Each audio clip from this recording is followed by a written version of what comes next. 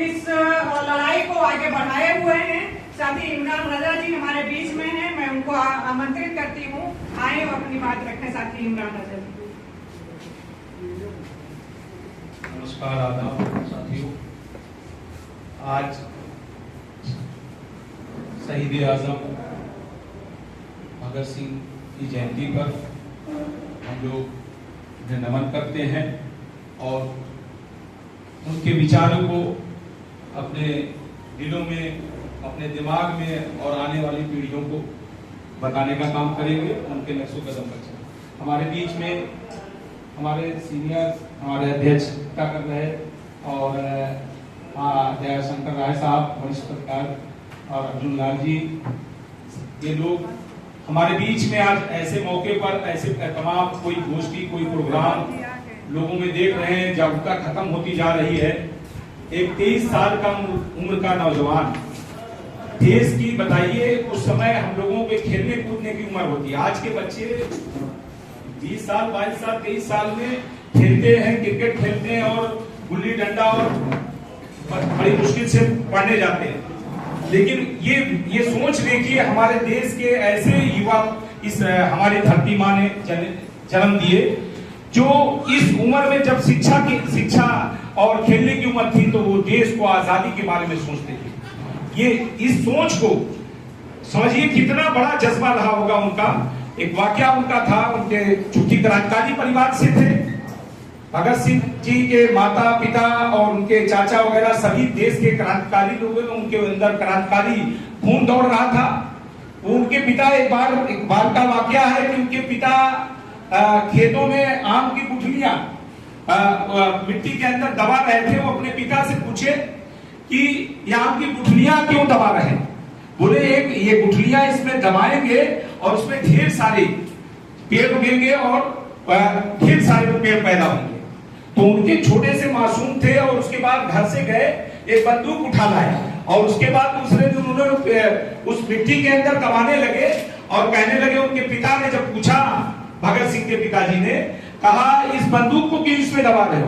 कहने लगे, पिताजी इसमें ढेर सारी बंदूकें पैदा होंगी और हम अंग्रेजों से मुकाबला करें। ये सोच थी। आज के नौजवान सरकार के खिलाफ लड़ने के लिए, आवाज उठाने के लिए तैयार नहीं हो रहे। लोगों के अंदर संवेदनाएं खत्म हो रही। भगत सिंह ने अपनी इस उम्र में देश को आजाद कराने के लिए अपनी आहुति दे दी, अपनी पढ़ाई छोड़ दी। जलियांवाला बाग से जब देखा उन्होंने वो मंजर, हजारों लोग जब मार दिए गए और खून से लथपथ लाशों को देखा और उन्होंने शपथ लिया और इस शपथ लेकर के धरती माँ को, इस देश को आजाद कराने के लिए उन्होंने प्राण लिया।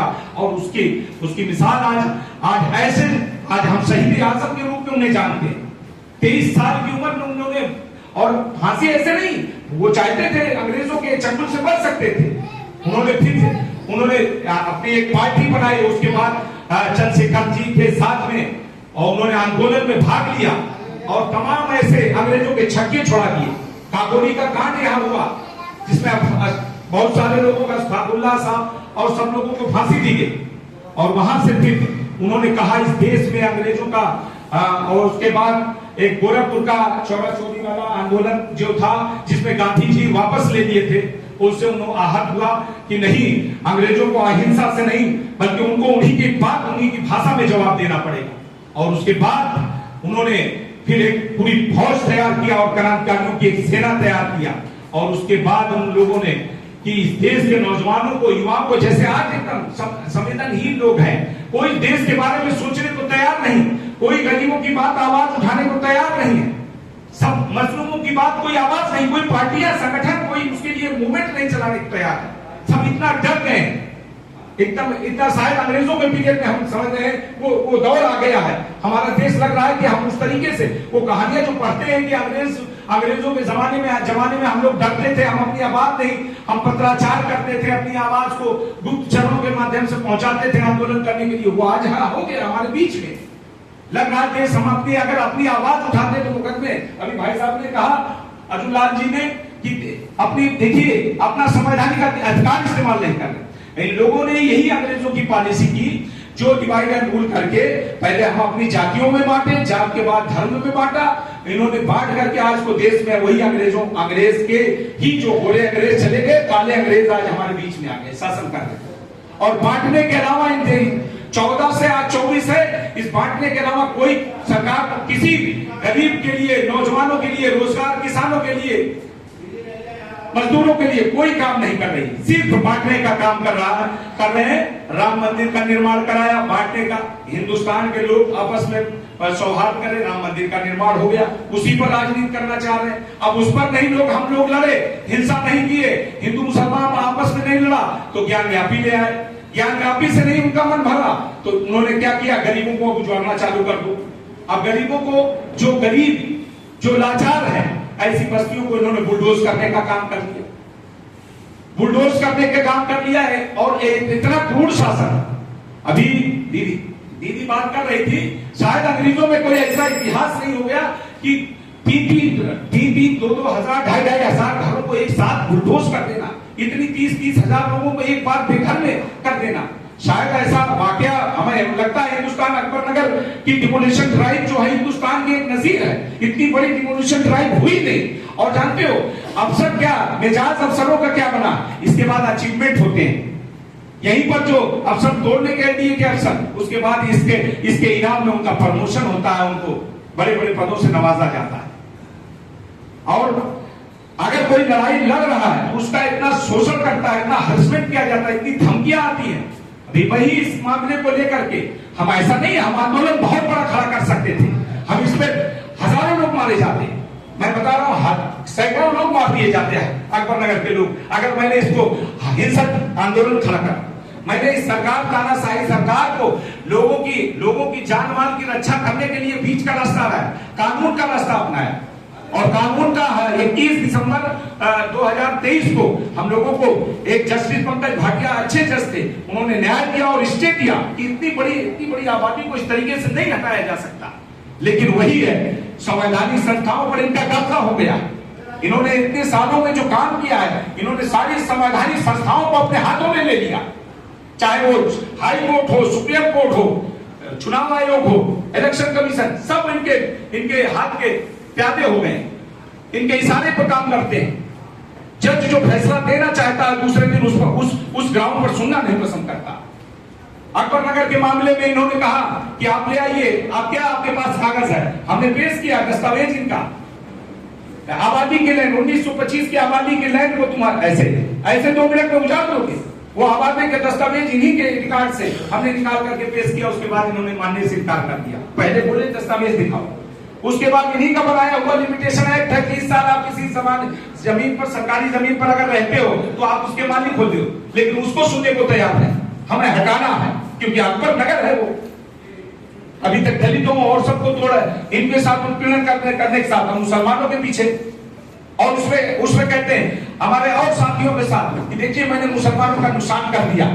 ये चाहते थे लोकसभा चुनाव लड़ना, इससे इस अकबर नगर को लोकसभा से पहले तोड़ने के लिए इसको मुद्दा बनाना चाहते थे कि लोकसभा चुनाव आएगा और मैं जाके मंचों से भाषण दूंगा, मैंने इतने लोगों को, दलितों को, वहां दलित और मुसलमान ज्यादा संख्या में थे, और दलितों और मुसलमानों को इनको मैंने तोड़ दिया, इनको बर्बाद कर दिया इस चुनाव को। लेकिन वो कोर्ट का आदेश हुआ और चुनाव में ये तोड़ नहीं पाए, और उस खिसियत के वजह से जब ये उत्तर प्रदेश के चुनाव में इतनी सीटें कम हो गई, उसके बाद इन्होंने क्या किया कि गुस्से में कि हम लोग मूवमेंट खड़ा न कर पाए, उसके पहले तोड़ दिया।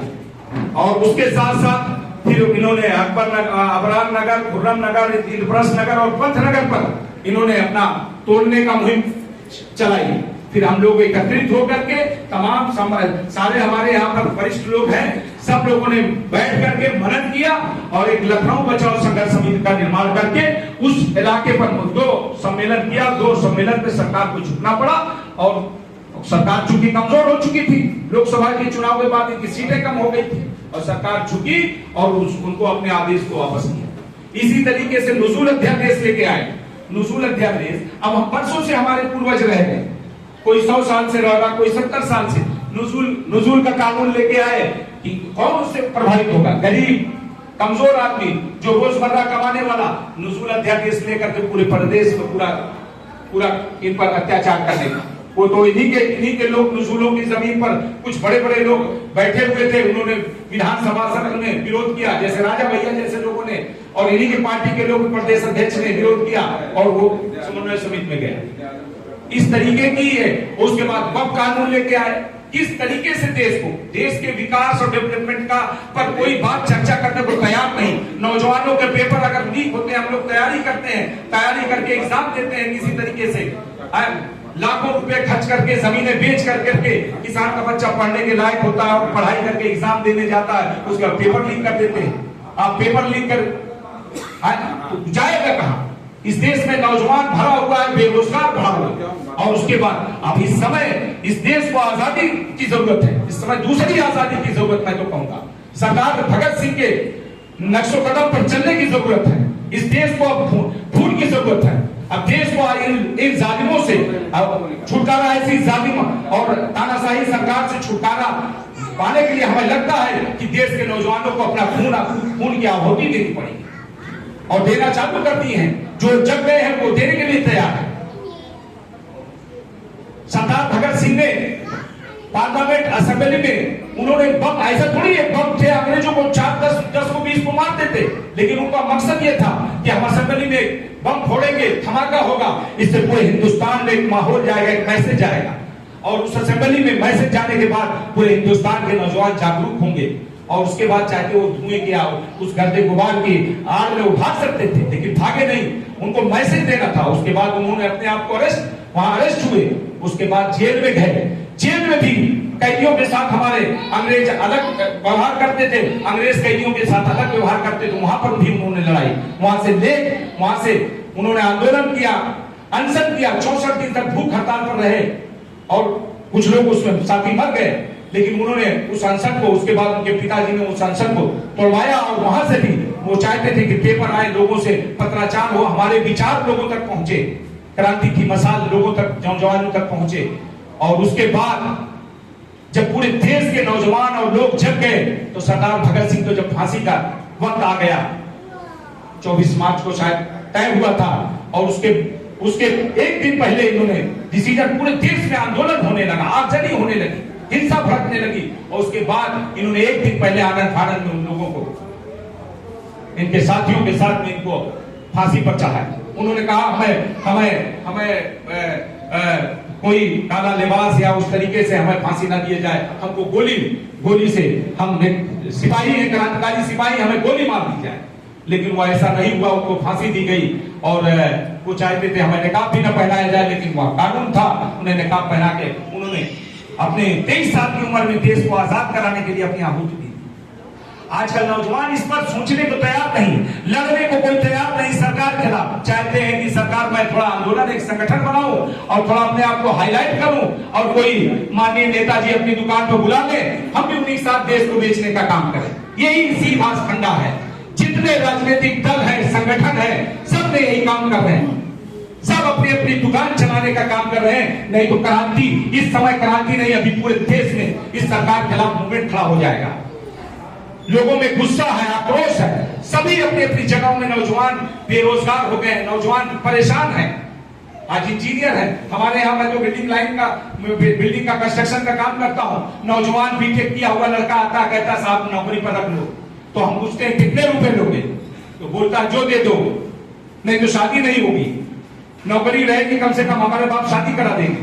तो कहता 10,000 दो। एक सिविल इंजीनियर 10,000 की नौकरी के लिए विवश हो गया, एक मजदूर उससे ज्यादा, और उस पर 50 लाख रुपया खर्च किया, वो नर्सरी से केजी अच्छे स्कूलों में पढ़ा करके 50 लाख रुपया खर्च किया, वो 10,000 की नौकरी के लिए तड़प रहा। बताइए देश की विडंबना। एक दौर था कि डॉक्टर बन जाएगा मेरा बेटा, इंजीनियर बन जाएगा, वो तो मजदूर से भी बदतर हो गया हमारा नौजवान। इस पर सोचने की जरूरत है, जन जागरण की जरूरत है और भगत सिंह के नक्शो कदम पर चलने की जरूरत है। ऐसे हमारे वरिष्ठ इस तरीके से प्रोग्राम, छोटे छोटे प्रोग्राम आज होना चाहिए था देश भर में, हर जगह प्रोग्राम भगत सिंह के।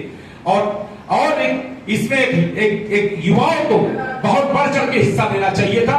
और आने वाले वक्त में ऐसी सरकार को, जैसे हिटलर ने किया था, हिटलर यही काम करता था, लोगों को धार्मिक, जब उससे कोई सवाल पूछते थे, रोजी रोजगार शिक्षा सब पर सवाल जब सरकार से पूछा, जो सरकार जवाब नहीं तो धर्म में आपस में लड़ा देते थे, ताकि तमाम मसले आपके दबे रह जाएं। आपको हिंदू मुसलमान क्या है, वो तो धार्मिक आस्था का मामला। हम भी एक परमपिता परमेश्वर को मानते हैं, मुसलमान भी मानता है, उसमें अंतर क्या है भाई? जो भी पूरी सृष्टि ब्रह्मांड को चलाने वाला कोई एक ताकत है, हम उसको मानते हैं, आप भी मानते हैं, इसमें अंतर क्या है? हम आपको गलत दें, आप हमको, जो हमारे ईश्वर ने जब हमें एक जैसा बनाया, हमारी पूरी बॉडी स्ट्रक्चर एक जैसा बनाया, तो हमें अंतर क्या है? ये चंद लोग वही अंग्रेजों काम करते हैं, आपके मन में भर देते हैं, जहर भर देते हैं, और कुछ मुल्ला और पंडित हमारे बीच में जहर भरने का काम करते हैं। और हमारे अंदर ऐसा नासूर, वो हमारा भाई, उसके विचार अलग हो गए, दूसरे रास्ते पर गया, वो अपनी आस्था वो हाथ जोड़ के करता है, हम सर्दे में जाते हैं, आखिर वहीं तक पहुंच रहा है। लेकिन ऐसे एक दूसरे के जान के दुश्मन बनते हैं, जैसे वो हमारे एक ही माता पिता की संतान। सभी धर्म में, पुराण उपनिषद और पुराणों में कहा जाता, हम एक ही माता पिता की संतान है, फिर एक दूसरे के दुश्मन क्यों बने? पता नहीं क्या सभी लोगों को देख रहा हूं, जैसे जय श्री राम, अरे जय श्री राम है, वो अल्लाह अकबर उसका जवाब देंगे, वो अल्लाह अकबर तो जय श्री राम का। अभी एक अस्ती गांव का मामला है, ये अकबर नगर कुकलहर का मामला चल रहा था, वहां पर ईद मिलादुन नबी का प्रोग्राम था, एक छोटा सा प्रोग्राम, प्रशासन वहां मौजूद था। झूठों से एक माहौल आया, उस गांव में शांतिपूर्वक रह रहे, कहां से पैसा दिया, किसको मैनेज किया गया, रात में आके उनके प्रोग्राम के आगे जय श्री राम करने लगे, माहौल खराब करने का काम किया। और उसके बाद वो लोग मस्जिद के अंदर चले गए कि दंगा भड़के ना, दंगा नहीं बढ़ पाया, जवाब दिए थे, रिएक्शन करते, हमारे पास बुलाया, हमने कहा आप लोग प्रोग्राम खत्म करो, अपना घरों में चले जाओ, मस्जिद में लाकर दो, रिएक्शन नहीं। वो लोग यही चाहते हैं, तुम वो जय श्री राम करे, तुम नारे तकबीर करो, और कोई आदमी गुम्मा मार दे, उसके बाद दंगा हो जाए, भाई भाई लड़ जाए, यही सरकार का काम। और एक मुद्दा खड़ा हो, मैंने दूसरे दिन मधु दीदी ने हमको फोन किया, मधु गर्ग जी ने, और उन्होंने कहा ये मसला है, कमिश्नर साहब से सारे लोग, दिनकर कपूर साहब, समर लखनऊ बचाओ संघर्ष समिति में, मैं अकेला उसमें एक मुसलमान था, बाकी सारे हिंदू भाई, ये सेकुलर है, भारत की हमारी पहचान। सारे लोगों ने उस बात को बताया कि हमारे देश में इस तरीके का माहौल बन रहा है और आपको लॉ एंड ऑर्डर मेंटेन करना है। सहगल साहब आए थे, उन्होंने तुरंत उस पर लिया और मामला आसान की, लेकिन वो पैसे से मैनेज होगा या हमारे बीच से कोई पीछे आएगा, हमारे बीच में फलाने मार दिया। इस तरीके से हम लोगों को आपस में सौहार्द बना करके एक दूसरे से दूर नहीं जाना। मैं तो मंदिर में भी बैठता हूँ, मंदिर के सारे प्रोग्राम में जाता हूँ, मस्जिदों के प्रोग्राम में जाता हूँ, मैंने कहीं नहीं देखा मुझे जितना सम्मान मिलता है हर जगह जो भाईचारा है। आप दूरी क्यों बनाओ? हमारे माता पिता जब एक हैं, हम आपस में बैठेंगे, हमारी पूजा पद्धति अलग हो सकती है, लेकिन हम एक दूसरे के हर सुख दुख में काम आएंगे। तो इस तरीके से जब माहौल है, तब सरदार भगत सिंह जो शहीद हुए हैं, जो कुर्बानी दी है, तब उनका देश आजाद, ये सपना देखा गया था कि हम भाईचारा से रहेंगे, मोल मोहब्बत से, सबको फ्रीडम होगा, सबको रोजगार होगा, सबको अच्छी शिक्षा होगी। ये थोड़ी ऊंच नीच और जात भेदभाव फैलाएंगे, एक दूसरे के नफरत पैदा करेंगे। हमें तो लग रहा है कि आने वाले वक्त में अगर हम लोग नहीं खड़े होंगे तो हम लोगों को सांस लेने के बाद टैक्स लग जाएगा। हिटलर ने एक मुर्गा लिया था, सीनेट में सदन के अंदर जा करके एक मुर्गा लिया और उसका पंख निकाल, मैंने पढ़ा है, उसका पंख एक निकालने लगा और चलने लगा सीनेट के अंदर। उसके बाद सारे पंख उसके तोड़ दिए, उसके बाद उस मुर्गे को नीचे छोड़ दिया और उसके बाद आगे चल दिया। उसके बाद जेब से 2 दाना डाला, उसके बाद फिर आगे चल दिया। अब क्या हुआ?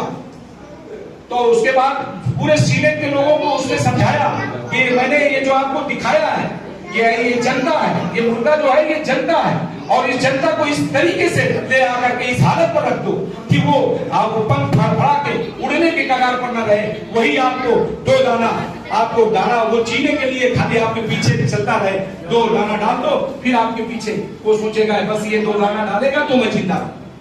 तो इस तरीके से हमारे साथ किया, 5 किलो अनाज पर जिंदा है लोग, आवाज उठाने को तैयार नहीं। गांव में पूछता हूँ आपका बेटा शिक्षा पा रहा है, रोजगार है नहीं, 5 किलो अनाज आ रहा, उसमें खुश है। तो ये गुलाम हो गए हम, तो गुलामी की जंजीरों में जकड़ दिए गए। अब इसको तोड़ने के लिए हमको बलिदान देना पड़ेगा। ये नहीं है कि हल्के फुल्के आंदोलन से ये लोग भागने वाले हैं, ये बहुत धूर्त लोग हैं, ये संविधान पर कब्जा कर लिए हैं, हाई कोर्ट सुप्रीम कोर्ट सुनने को तैयार नहीं है। मैंने अपनी आंखों से देखा सुप्रीम कोर्ट में ऐसे जजों को मैं तो नाम लेकर के बोल देता हूं कि ये लोग सरकार के दबाव में काम कर रहे हैं और सरकार के साथ फोटो खिंचवाने पर डीवाई चंद्रचूड़ साहब के बारे में हम लोगों की बड़ी आस्था थी कि एक ऐसा जज हमारे बीच में है। आज उनके साथ वायरल हो रहा है, निजी प्रोग्राम में जा रहे हैं, आज उन पर सवालिया निशान हो गया है। तो हमारी जुडिशरी जिस पर था कि सरकार हमारे साथ अत्याचार करेगी, सरकार की सलाह में, कोर्ट की सलाह में जाएंगे, अब जाए किसमें? अब हमारे पास एक चीज बचा है, वही भगत सिंह का रास्ता। हमें इनको जगाने के लिए उस जैसे उन्होंने सीनियर सदन के अंदर बम फोड़ा था और लोग जगे थे, तो हमें कुर्बानी देनी पड़ेगी। अभी अकबर नगर जैसे शहीद हो गया था तब लोग तमाशा देख रहे थे, उसके बाद जब फुलम नगर वाले उधर वाले सब साइलेंट मोड में थे, वो अवैध है, और जब उन पर बुलडोजर आया तो उनकी हालत खराब हो गई, अवैध है। आज हैदर कैनाल पर बुलडोजर 6 लाख लोग प्रभावित हो रहे हैं, लोग कोई मूवमेंट खड़ा नहीं हो रहा। वो सारे हिंदू भाई हैं, क्यों नहीं खड़े हो रहे हैं सरकार के खिलाफ? इसका मतलब सब मिले हुए हैं, जो भी राजनीतिक संगठन है, कुछ लोग छोटे संगठन बेचारे, कुछ संघ लोग काम कर रहे हैं और उनको इतना पड़ता। मैं कोई प्रोग्राम करता हूं, घर पर हाउस अरेस्ट कर दिया जाता हूं, जानते हैं ये बिका नहीं है। 1 साल से इन्होंने हमारे पीछे पड़ करके ये खरीद नहीं सके, हमारे तमाम साथी ये बिक गए, सरकार के साथ मिल गए, एनडीए के साथ मिल गए, अकेला बचा। परमानेंट जब तोड़ रहे थे तब भी हाउस अरेस्ट कर रखा था, चारों तरफ फोर्स लगा के रखी थी।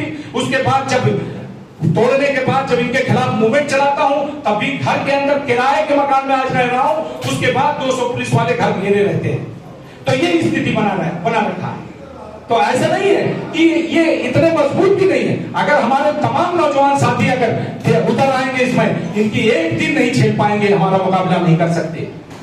हमारे बीच के ही फौज के लोग हैं या हमारे सिपाही हैं, ये तो जब तक टुकड़े में हम लोग फटे हुए हैं तब तक हमारा आंदोलन खड़ा नहीं होगा। और जब तक निजी स्वार्थ के लिए, अभी इमरान राजा को किसी ने कहा अभी निजी स्वार्थ होता तो हम भी करोड़ों का दे देते, कहीं फ्लैट दे देते, बंगला दे देते, हम भी रहते। लेकिन क्या है, अपने बीवी बच्चों को और जीवन में अपने आप को माफ न करते। और ये इसके लिए ईश्वर से प्रार्थना करता हूं, ईश्वर कभी हमारे मन में ऐसी भावना अगर जनता के लिए लड़े, सच्ची निष्ठा से लड़े, नहीं तो ऐसे आंदोलन से पीछे हट जाए।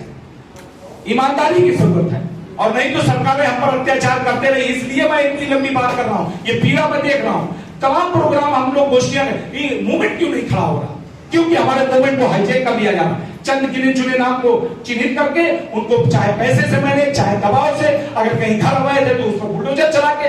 सुप्रीम कोर्ट ने कहा 1 अक्टूबर तक बुलडोजर नहीं चलेगा, फिर क्यों आज बहराइच में परसों बुलडोजर घरों पर चल रहे हैं और दुकानें और सैकड़ों दुकानें और घर को उसको डिमोलिश ध्वस्त कर दिया गया। सुप्रीम कोर्ट ने वहां पर सॉलिसिटर जनरल ने यह कहा कि अवैध को तोड़ सकते हैं सर। उन्होंने कोर्ट ने कहा कि 1 अक्टूबर तक कौन सी आफत पड़ी जाए नहीं, जब सुप्रीम कोर्ट ने आपको गाइडलाइन दे दिया कि हम गाइडलाइन देंगे और 1 अक्टूबर तक आपको आफत नहीं हो रही, इसका मतलब सरकार ने अपनी पैरों की जूतों के नीचे सुप्रीम कोर्ट को भी कुचल दिया। और अभी बस 2 दिन पहले बहराइच में, फकरपुर में घरों को बुलडोज कर दिया। इसका मतलब है कि अब कुछ बचा नहीं है और सरकारें हमसे डरने वाली नहीं। अब इस देश को, इस प्रदेश को आंदोलन की जरूरत है और आंदोलन ऐसा वैसा नहीं, अब इसमें खून बहाना पड़ेगा। और नौजवानों को, अगर आने वाली पीढ़ियों को गुलामी से बचाना है तो वही सरकार भगत सिंह की तरीके से चलना पड़ेगा। मिटा दे अपनी हस्ती को, अगर मर्तबा चाहे कि दाना खाक में मिलके गुले गुलजार होता है, अपने आप को मिटाना पड़ेगा, तब एक सच्चे देश का निर्माण होगा। जय हिंद, जय भारत।